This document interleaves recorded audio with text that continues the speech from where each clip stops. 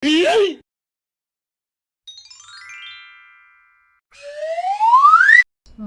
life. Hey loved ones! Welcome to our brand new series entitled BALBON or Fake Hair Problems.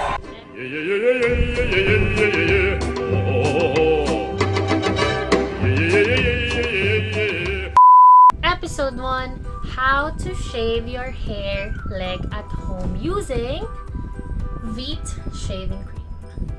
Bago ang lahat, sagutin ko muna to. In my experience, I started when I was in high school 3rd year. Kasi tignan nyo naman, no? Hirap maging balbon. Kidding aside, deciding to shave or wax your hair leg is your decision. Mararamdaman mo na lang siya pag nagdadalaga ka na. It's not something na dapat influence lang ng friends or pinashave lang ng mom mo. Trust me, dadating ka dun. Kasi pag sinimulan mo na yan, it's maintenance. Kumbaga parang pag-wax lang ng armpit. Moving on, let's talk about Veet.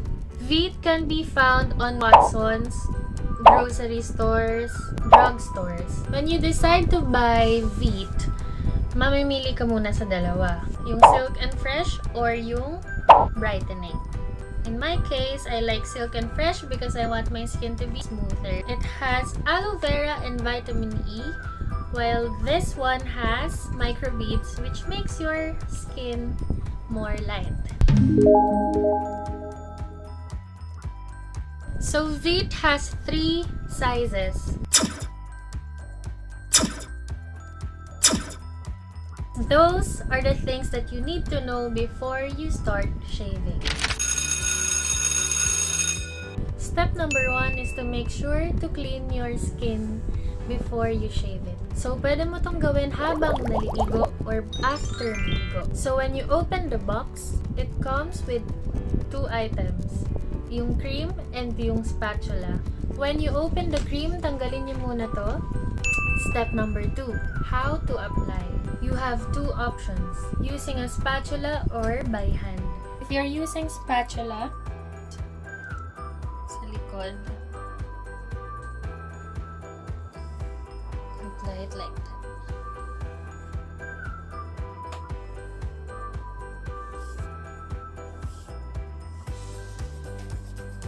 In my case, I only start with knees until the foot kasi dun lang naman ako pinaka mabalbon.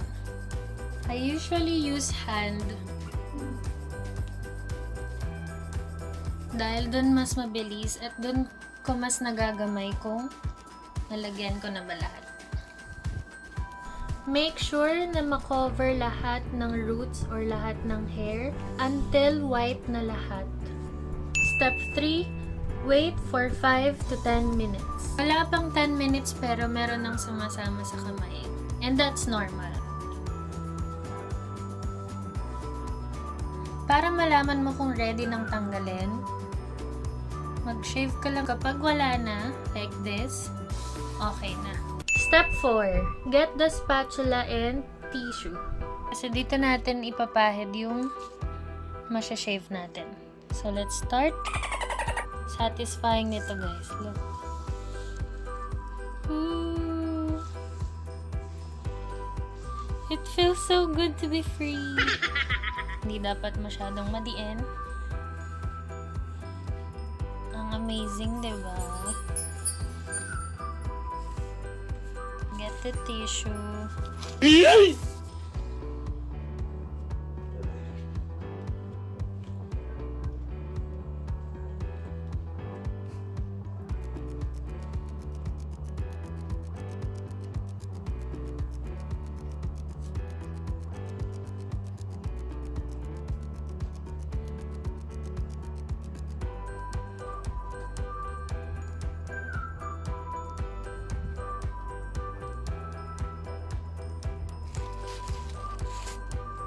Step 5, banlawan or rinse with water. It's so smooth.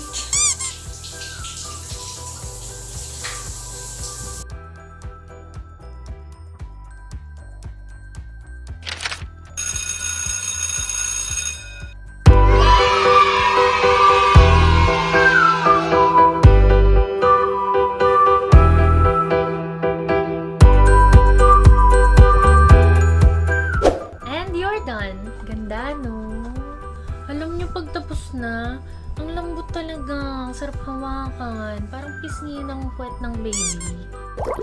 Hey, if you enjoyed this video and you find it helpful, give it a like, subscribe, join the family, and ring the bell for you to get notified pag na-post na yung episode 2. It will be all about waxing facial hair, specifically the upper lip and yung hair sa chin. It's Julie Discovers on all social media accounts. Follow me there for us to stay connected daily. Thank you so much!